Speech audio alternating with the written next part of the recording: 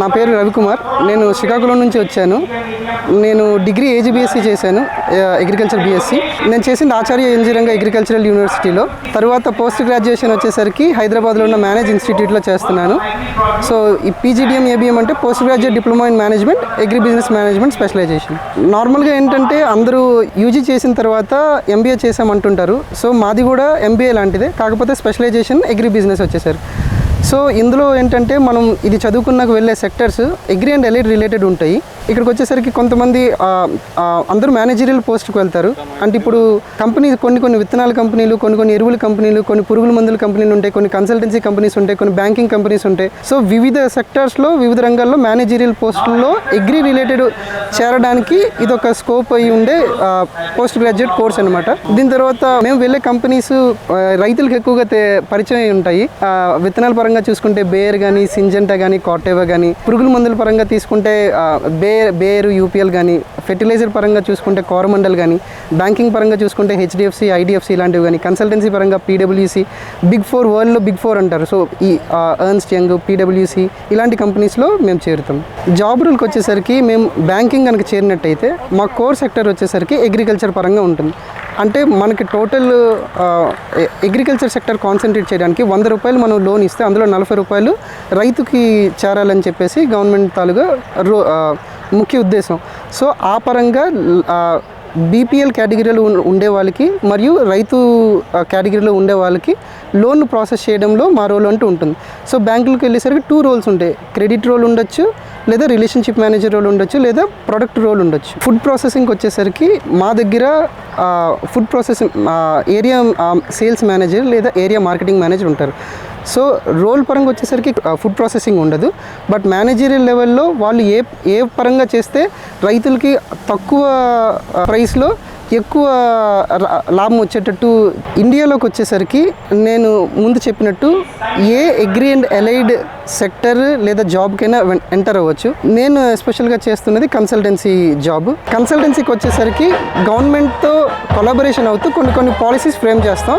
ఆ పాలసీ పరంగా government follow అవుతూ ఉంటుంది. లేదా బ్యాంకింగ్ సెక్టర్కి వచ్చేసరికి ముందుగా చెప్పినట్టు మేనేజరియల్ లెవెల్లో పాలసీస్ తయారు చేస్తుంటారు. పాలసీస్ తయారు చేసిన తర్వాత ఆ క్రెడిట్ ఫార్మర్స్కి అందేటట్టు చూసుకుంటాం. సో అది banking specialisation.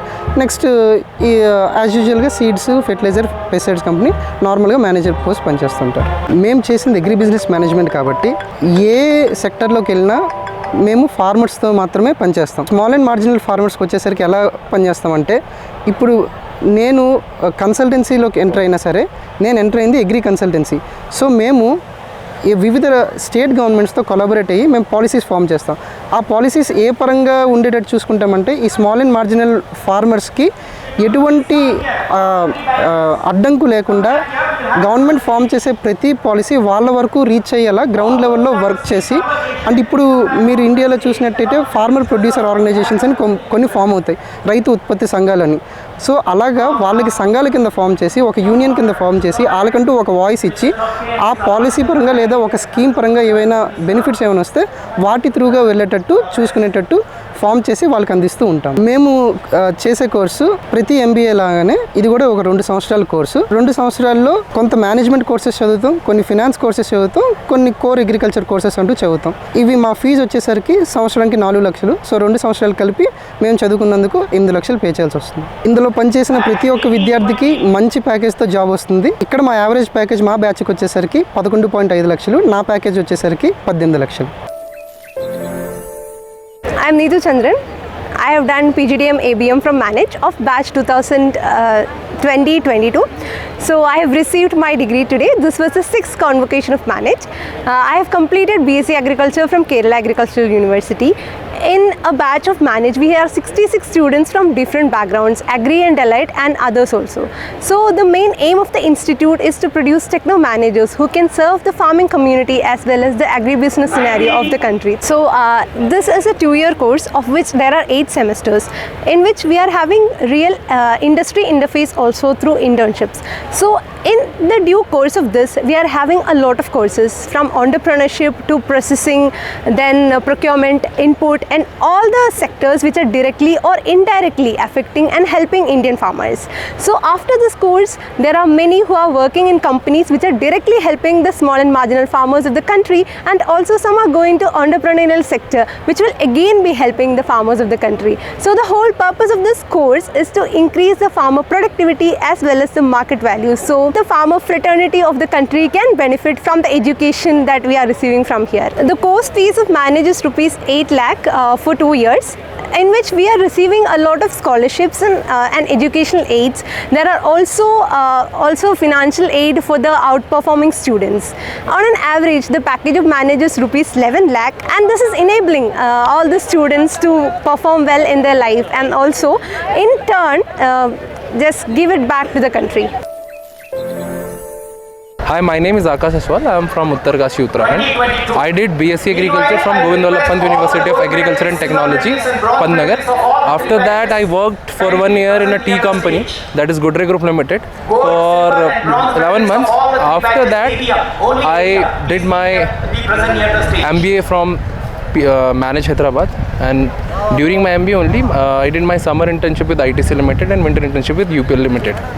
So I got PPO from both the companies, but I selected ITC Limited, and after it is 16.5 from the college. After getting into ITC Limited, I worked there for 2 years, and now I have shifted to Godrej Agrovet. So currently I am working for Godrej Agrovet. I am in the procurement sector and purchasing grains and other commodities directly from the farmers. So in ITC also I was having the same role, where I was working with the farmers directly and I was procuring from them.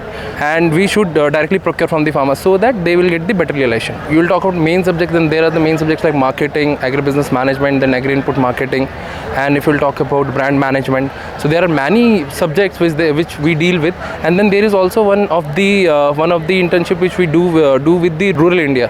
In that particular internship, we go to a village and we spend 15 to 20 days over there, and we work closely with the villagers, and we see their problems, and we also try to know the demography and other constraints which are there, and try to provide them a solution and try to provide them more entrepreneurial opportunities. हमारे देश में जो marginal और small farmer हैं, अगर आप देखेंगे तो 60 से 80% अभी भी जो ratio small and marginal farmer का है। तो सबसे इम्पॉर्टेंट चीज़ जो हम जिससे हम उन्हें हेल्प कर सकते हैं वो है FPOs बना के। जो फार्मर प्रोड्यूसर ऑर्गेनाइजेशन है, उनका कॉन्सेप्ट हमारे यहाँ अभी आया है और वो ब्लूम भी कर रहा है। तो farmer producer companies, they are helping people aggregating their stock as well as they are increasing their purchasing power. Purchasing power के साथ साथ इंक्रीज करने के साथ साथ वो आउटपुट भी हम लोगों को दे सकते हैं। तो in this way if will make more FPOs in India, we will be able to increase the aggregation power of the farmers in both input as well as output. कृषि का हाल अभी अब देखें आप तो इंडिया कृषि प्रधान देश है। हम लोग हर क्षेत्र में अच्छा कर रहे हैं। अभी आप देखें तो एक्सपोर्ट्स हुआ, वीट का एक्सपोर्ट बहुत ज़्यादा बढ़ गया है, और नए बीज अगर हम लोग किसान को नए बीज और नई टेक्नोलॉजीज़ दें तो उससे किसान हम लोगों को ज़्यादा उत्पादन दे सकता है। और सबसे इम्पॉर्टेंट आज के टाइम पे है कि हम उसको ना एग्रीगेशन करके, उसके माल को एग्रीगेशन करके उसकी बार्गेनिंग पावर बढ़ाएं। क्या होता है कि अभी मिडिल मैन को हटाना बहुत इंपॉर्टेंट है वैल्यू चेन से। तो मिडिल मैन को हटाने के बाद अगर आप डायरेक्टली उनका लिंकेज कंपनीज से कराएं तो वो ज़्यादा बेनिफिशियल है। मेरा नाम भूषण मेहता है। मैंने BSc ऑनर्स एग्रीकल्चर चौधरी चरण सिंह हरियाणा कृषि विश्वविद्यालय हिसार हरियाणा से की है। मैंने 2020 में मैनेज में PGDM ABM का कोर्स ज्वाइन किया, और वाकई में ये एक बेहतरीन सफ़र रहा 2 साल का। यहाँ जैसे सर ने बताया, ये एक स्टूडेंट ड्रिवन प्रोग्राम है, तो सभी काम यहाँ स्टूडेंट्स की तरह होते हैं। और जो कॉरपोरेट लाइफ में, अब मैं अडानी विलमार में प्लेस हूँ, तो मुझे वो सभी जो मैंने यहाँ सीखा 2 साल में मेरे बहुत काम आ रहा है, और मैं हमेशा आभारी रहूँगा मैनेज के लिए अपनी पूरी ज़िंदगी भर। देखिए, जैसा हम सब जानते हैं, कृषि जो है मौसम पर आधारित है, तो जो रिस्क फैक्टर है कृषि में बहुत ज़्यादा है। और हम जैसे युवाओं का जो MBA एग्री बिजनेस मैनेजमेंट कर रहे हैं या फिर रिसर्च में हैं, उनकी जिम्मेदारी ये बनती है कि उस रिस्क को कम किया जाए।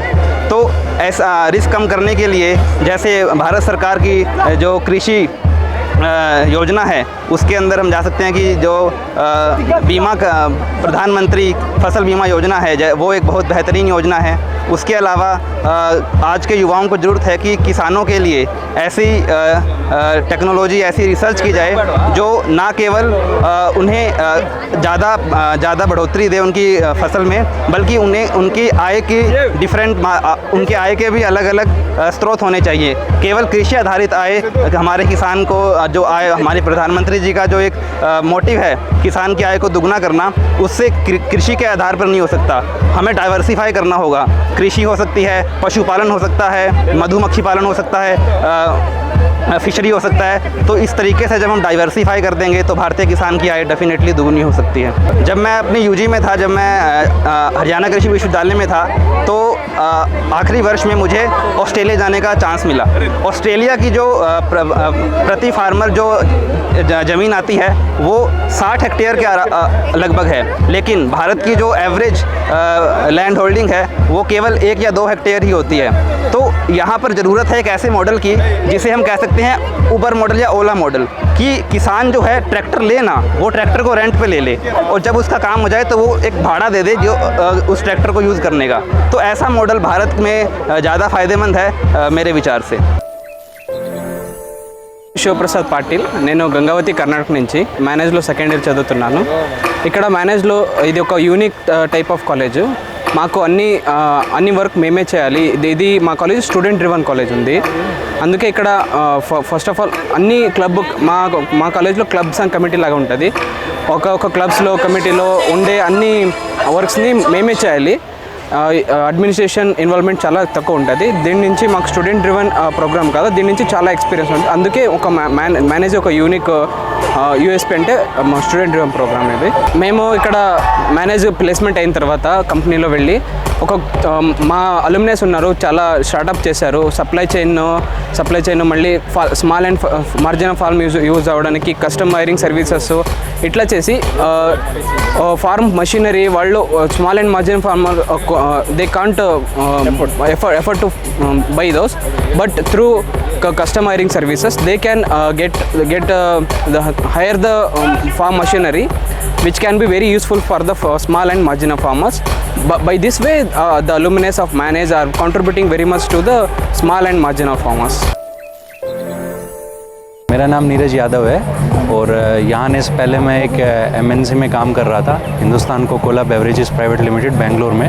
लेकिन मुझे पोस्ट ग्रेजुएशन परस्यू करनी थी, उसके लिए मैं अच्छे कॉलेज ढूंढ रहा था। लेकिन जब मुझे सब कॉलेजेस के बारे में पता चला तो मुझे ये पता चला कि मैनेज में जो रिटर्न ऑन इन्वेस्टमेंट रेशो है वो बहुत अच्छा है। हमें जो फ़ीस पे करनी पड़ती है उससे हमें जो पैकेज मिलता है वो बहुत ज़्यादा है। तो उसके लिए मैंने यहाँ पे अप्लाई किया, तो जो क्राउड मुझे यहाँ पे मिला, एनवायरनमेंट पोस्ट सिलेक्शन मुझे यहाँ पे मिला, जिस तरह की फैकल्टीज़ यहाँ पे आती है वो बेस्ट इन क्लास और इंडस्ट्री में बेस्ट स्टैंडर्ड्स, और जो जितनी भी एग्री इनपुट कंपनीज़ यहाँ पे आती हैं वो भी अपने सेक्टर की सब टॉप कंपनीज़ यहाँ पे आती है, जिससे यहाँ के स्टूडेंट्स की क्वालिटी, उनके एजुकेशन नॉलेज और जो एनवायरनमेंट मिलता है वो it is exceptional. So I'll recommend that everyone who is pursuing graduation in agriculture, so come to manage and you can get a great environment here. देखिए भारत की agree industry आज के time के हिसाब से सबसे डायनामिक है, क्योंकि यहाँ पे बहुत स्कोप है काम करने का, क्योंकि बाहर की तरह यहाँ पे एग्रीकल्चर अभी उतना डेवलप नहीं है जितना होना चाहिए. तो जैसे कि अभी हमें पता है कि कल ही एक अनाउंसमेंट हुई है कि भारतीय गवर्नमेंट ने जितने भी उप विक्रेता हैं हमारे देश में फर्टिलाइज़र के, उर्वरक के, उनको उनका जो स्ट्रक्चर है वो डिफरेंट कर रहे हैं और हर फर्टिलाइज़र बैग का एक स्टैंडर्ड आ गया है जिसके हिसाब से अब वो पैकेजिंग होगी. तो इतनी डायनामिक इंडस्ट्री है जो हर टाइम चेंज हो रही है, डे टू डे बदल रही है. गवर्नमेंट भी इसके अंदर बहुत ज़्यादा इन्वॉल्व है. तो अगर आपको ऐसा सिनेरियो नहीं मिलेगा जहाँ पे आप ये सब चीज़ें सीख सके और टाइम टू टाइम आपको पता लग सके कि एग्री इंडस्ट्री में क्या चल रहा है, तो मेरे हिसाब से एज़ कॉरपोरेट हम पीछे रह जाएंगे. इसमें अगर आपको डेवलपमेंट में भागीदार बनना है तो आपको एक ऐसे इंस्टीट्यूशन के साथ टाई अप करना पड़ेगा जहाँ पे सही में आपको ये सारी नॉलेज टाइम टू टाइम मिलती रहे और आप ऐसे वाइब्रेंट लोगों के बीच में रहे. तो मुझे लगता है manage is best in that. अगर हमें अपने एग्रीकल्चर सेक्टर को आज रिवाइव करना है, और जैसा कि गवर्नमेंट कह रही है कि we have to double the income by in the coming years, तो सबसे बड़ा focus small and marginal farmers के ऊपर होना चाहिए, जो कि बहुत ज़्यादा है इंडिया में। तो आज के टाइम के इंडिया के हिसाब से the thing they are losing is tech, जो एग्रीकल्चर में टेक्नोलॉजी की ज़रूरत है। तो आज जितने भी स्टार्टअप हैं, हम में से जितने लोग अराउंड यहाँ पे मोर देन 50% लोग हैं जो टेक इंडस्ट्री में प्लेस हो रहे हैं, जहाँ पे एग्रीकल्चर में टेक का इस्तेमाल हो रहा है टेक्नोलॉजी के लिए, यील्ड बढ़ाने के लिए, जो कि हमारे यहाँ के फार्मर्स को मदद कर रही है उनकी यील्ड बढ़ाने में, उनकी जो समस्या है उनको रिजोल्व करने में।